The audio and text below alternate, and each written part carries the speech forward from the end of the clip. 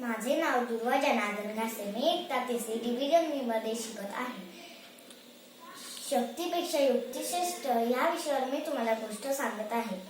शक्तीपेक्षा युक्ती श्रेष्ठ हे इतिहासाने नेहमी सिद्ध केलेले आहे. अशाच आपल्या सर्वांच्या परिचयाच्या आणि महाराष्ट्राच्या आराध्य दैवत श्री श्री छत्रपती शिवाजी महाराजांची मी तुम्हाला गोष्ट सांगत आहे. छत्रपती शिवाजी महाराज हे नाव ऐकूनच अंगात शहारे निर्माण होतात. एवढेच काय तर लागलेल्या माणसाला सुद्धा चालण्याची व लढण्याची शक्ती मिळते. अशा या थोर राजाची मला गोष्ट सांगण्याची संधी मिळाली यातच मी माझे भाग्य समजते. शिवाजी महाराजांपूर्वी महाराष्ट्रात स्वराज्य नव्हते. महाराष्ट्राला आदिलशाही व निजामशाही यांच्या काळ्या वादळाने झोकळून ठेवले होते. ते जनतेवर खूप अन्याय करत होते. जनतेला गुलामगिरीतून वाचवण्यासाठी जिजामातेने एका भागाला जन्म दिला. त्या भागाचे नाव आहे छत्रपती शिवाजी महाराज. त्याने आपल्या युक्तीने तोरणा जिंकून स्वराज्याचे तोरण बांधले व पुढे अनेक किल्ले मोठ्या हुशारीने जिंकून स्वराज्य म्हणजे स्वतःचे आणि जनतेचे राज्य निर्माण केले.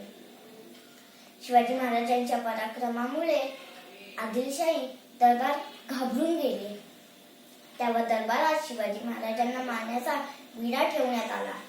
परंतु तो विडा उचलण्याची कोणत्याही मुघल सरदाराची हिंमत झाली नाही. तेव्हा तिथे एंट्री झाली एका क्रूर बलाढ्य शक्तिशाली राक्षसाची. त्या राक्षसाचे नाव होते अफजल खान. अफजल खान या नावातच मोठा होती. तो खूप कपटी सरदार होता. अफजल खानाने शिवाजी महाराजांना मारण्याचा विडा उचलला. अफजल खान आपले 40,000 सैनिक घेऊन जनतेवर जुलूम करत शिवाजी महाराजांवर तो चालून आला. खानाच्या सैनिकांपुढे शिवाजी महाराजांचे सैनिक फारच कमी होते.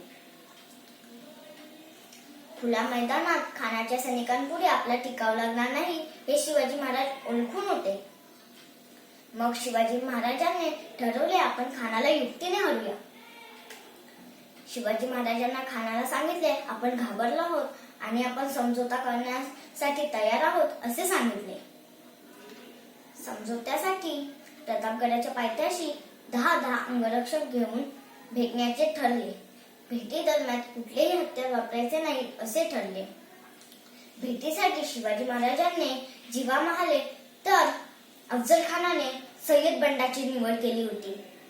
भेटी दरम्यान कुठलेही हत्यार वापरायचे नाही असे ठरवून सुद्धा अफजल खानाने आपल्या सोबत सुरा लपवला होता.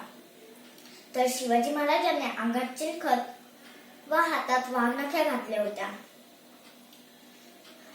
भेटीवेळी अफजल खानाने शिवाजी महाराजांना मिठी मारण्यासाठी जवळ बोलवले. जवळ येतात अफजल खानाने शिवाजी महाराजांना काखेत दाबले व त्यांच्या पाठीत सूर्याने वार केला. चिलखत घातले असल्याने शिवाजी महाराज बचावले. दुसऱ्या क्षणी महाराजांनी आपले वाघनख्या अफजल खानाच्या पोटात घुसवल्या व त्याच्या आटे बाहेर काढली. घायल झालेला खान डगा ओरडू लागला. ते ऐकून सय्यद बंडा हातात तलवार घेऊन शिवाजी महाराजांवर धावून आला. त्या क्षणी जीवा महाराजांनी सय्यद बंडाचे तलवारी सगत हात कापून टाकले. घमासम युद्ध सुरू झाला. प्रतापगडाच्या पायथ्याशी शिवाजी महाराजांचे शूरवीर सरदार लपलेले होते. त्यांनी खानाच्या सैनिकांना कापून काढले. अशा प्रकारे खानाचा पराजय झाला. हा युक्तीचा शक्तीवर खूप मोठा विजय होता. जय भवानी, जय शिवाजी, जय हिंद.